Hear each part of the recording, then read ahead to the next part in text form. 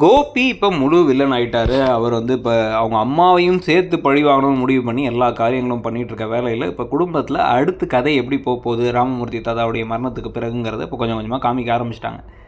எழில் தனி வீடு பார்த்து இந்த இடத்துலாம் வீடு பார்த்துருக்கேன், எல்லோரும் வாங்க, ஆனால் கண்டிப்பாக வரலாம், நான் ஒன்றும் வரமாட்டேன், நான் வர வேணாம் நான் சொல்லுவேன் அப்படி இப்படிலாம் சொல்லி நான் போனதுக்கு பிறகு ஒரு நிறைய ஜாமானெல்லாம் வாங்கிட்டு இப்போ வந்து செல்வியும் பாக்கியாவும் அந்த வீட்டுக்கு போகிறாங்க. அந்த வீட்டில் ஆல்ரெடி அமிர்தாவுடைய அம்மா வேறு இருக்காங்க. சின்னதான ஒரு வீடு, அவங்க 3 பேருக்கு தாராளமாக போதும். அந்த வீட்டுக்குள்ளார போயிட்டு ஜாமான்லாம் எடுத்து வைக்க, என்னை தனியாக அனுப்பிட்டு எதுக்குமா இவ்வளோ ஜாமானை நீ வாங்கிட்டு வந்த, அப்புறம் எதுக்குமா என்னை தனியாக அனுப்புனேன் அப்படின்னா வந்து அதெல்லாம் வேறு, இதெல்லாம் சும்மா பேசிக் விஷயங்கள் தான் நான் வாங்கிட்டு வந்திருக்கேன், எல்லாத்தையும் வச்சுக்கோங்கன்னு சொல்லிட்டு குக்கர்லேருந்து எல்லா விஷயத்தையும் வாங்கிட்டு வந்துட்டாங்க பாக்கியா.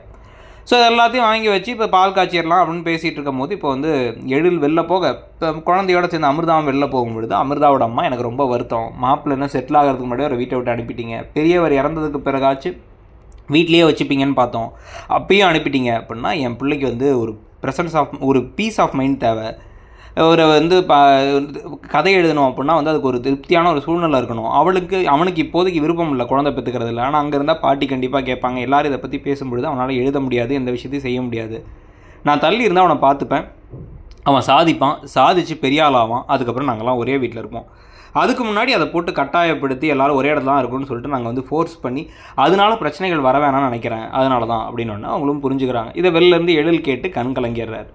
இதுக்கு நடுவில் வந்து செடியன் எதையோ ஃபோனில் புலம்பிகிட்டு இருக்காரு, சென்ட் ஆஃப் பண்ண முடியலங்கிறாரு, வருத்தமாக இருக்காருங்கிறத உணர்ந்து என்ன பிரச்சனைன்னு திருப்பி ஜெனி கேட்குறாங்க.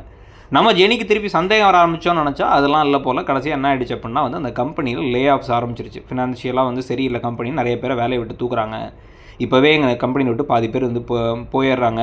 இப்போ 2 பேரை வந்து 40 வயசுக்கு மேலே இருக்கவங்க, அவங்களுக்கு வந்து 1000 செலவு இருக்கும், அடுத்த கம்பெனியில் வேலை கிடைக்குமான்னு தெரில, அவங்க அனுப்பிவிட்டாங்க. அந்த மாதிரி நாளைக்கு என்னையும் அனுப்பிடுவாங்களோன்னு பயமாக இருக்குங்க. நீ ஒரு இம்பார்ட்டண்டான ரிசோர்ஸ் ஒன்று எப்படி அனுப்புவாங்க அப்படின்னா, இல்லை அவங்களுமே ரொம்ப இம்பார்ட்டன்ட் தான், எனக்கு ரொம்ப பயம் வர ஆரம்பிக்குது அப்படின்னா வந்து அவங்களுக்கு தான் லாஸ், உனக்கு 1000 வேலை கிடைக்கும் விடு அப்படிங்கிறாங்க. ஸோ செழியனுக்கு வேலை போகிறது அப்படின்னு ஒரு ஆங்கிள் வரதுக்கான வாய்ப்புகள் இருக்க மாதிரி தெரியுது. இதுக்கு நடுவில் பாக்கியா அங்கே தான் நான் போயிட்டு வந்தேன், எழில் போய் பார்த்து வந்தேங்கிறத சொன்னால் உடனே வந்து ஈஸ்வரி எப்படி இருக்கான், அந்த வீடு எப்படி இருக்குன்னு கேட்க, நல்லா தான் இருக்குன்னா உண்மையாக சொல்லு, அந்த வீடு எதுவும் மோசமாக இருக்கா, நான் வருத்தப்படுவேன்னு சொல்கிறியா, இந்த வீடு எப்படி அப்படின்னா இல்லைங்கிறாங்க. அப்படி இந்த வீட்டில் அப்படி ரொம்ப மோசமான வீட்டில் கொண்டு போய் நிலா பாப்பாவையும் அமிர்தா அக்காவையும் எப்படி போய் விடுவார் அண்ணா அப்படின்னு வந்து இனியா பேசிக்கிட்டு இருக்கார்.